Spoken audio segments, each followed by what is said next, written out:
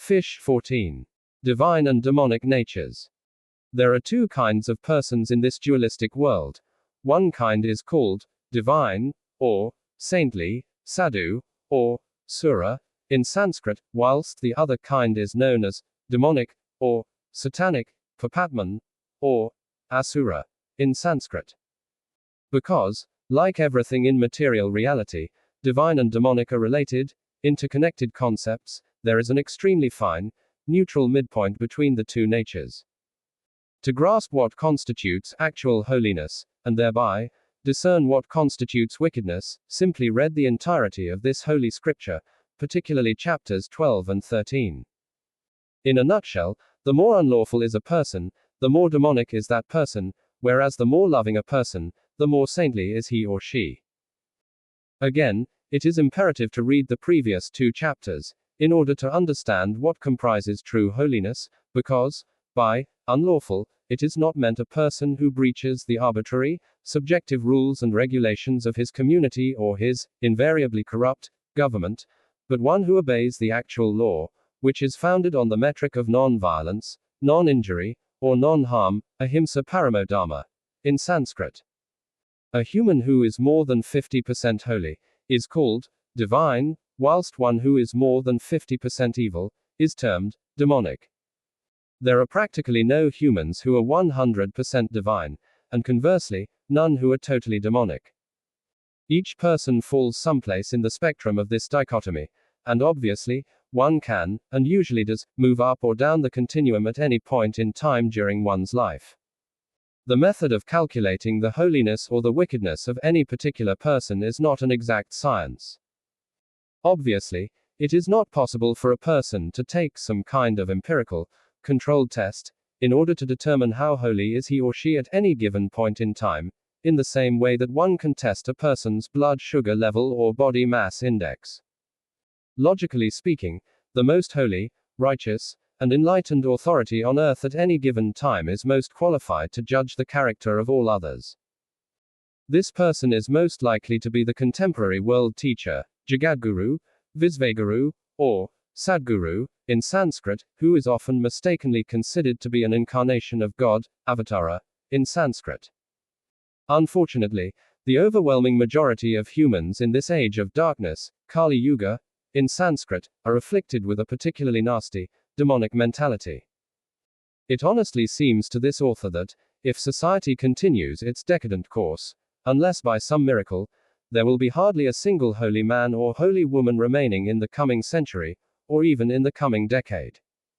In some countries, even a decent person is extremely rare, what to speak of a holy one.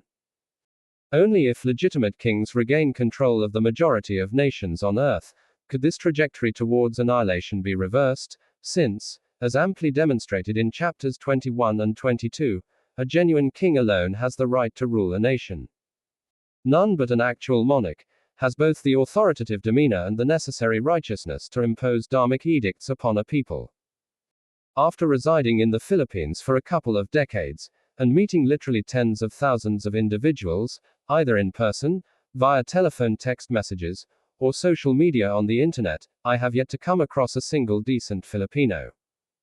Even the very few vegans here are either staunch feminists, socialists, proud homosexual offenders, slutty bitches, or vile sinners, who blaspheme or even threaten the life of gentle monks, including the world teacher himself. Not to belabor the point, but not only the employees but also the owner of a Manila NCR vegan restaurant are all carnists, animal-abusing criminals, who disdain the healthy, delicious food of their own establishment, then order deceased animals from another restaurant, and promptly consume the decayed animal flesh in full view of the patrons of their eatery. Such is the truly abhorrent and sickening mentality of the typical Filipino. And of the estimated 99.99% of Pinoys who are carnists, non-vegan, not a single one can be considered decent, since they needlessly harm animals, even after it is clearly explained to them that human beings are unquestionably a herbivorous species, and have no need of destroying the lives of poor, innocent animals, and gorging on their bloody, decomposed carcasses. Even most pastors of the SDA Church in Philippines, who are supposed to adhere to a strict vegetarian diet, are far from vegetarian, let alone their congregations. In fact, typically, Filipinos think a vegetarian is one who consumes vegetables, as well as meat, even if 90% of the diet comprises animal products. When the extremely wealthy owner of a Buddhist institution misappropriates the property of a poor monk who regularly visited his temple, as occurred in my case, you can be certain that you are residing in a particularly demonic country. The mere fact that the ignorant citizens of the Philippines recently voted for a blasphemous, self-confessed murderer to be their president, is sufficient evidence of how demonic is that miserable, wretched nation. Hopefully, one day, an aspiring monarch will retake power in Pilipinas. There are 4 motivations for a person to aspire to holiness, and conversely, 4 reasons why a person may be attracted to the darkness. The 4 kinds of divine humans who adhere to genuine ethics, morality, dharma, in Sanskrit, and practice yoga, religion, are as follows. Those who seek a cure for pain or suffering. The seekers of knowledge. Those desirous of material benefits. And those who are truly wise. The 4 kinds of demonic humans who do not submit to legitimate authority, and thus, choose to live an objectively immoral lifestyle are deluded, sinful, evil-doers.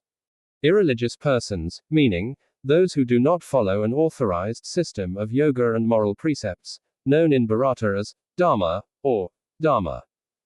Those whose knowledge has been taken by illusory pursuits, for instance, those seemingly intelligent individuals who are obsessed with one of the arts or sciences.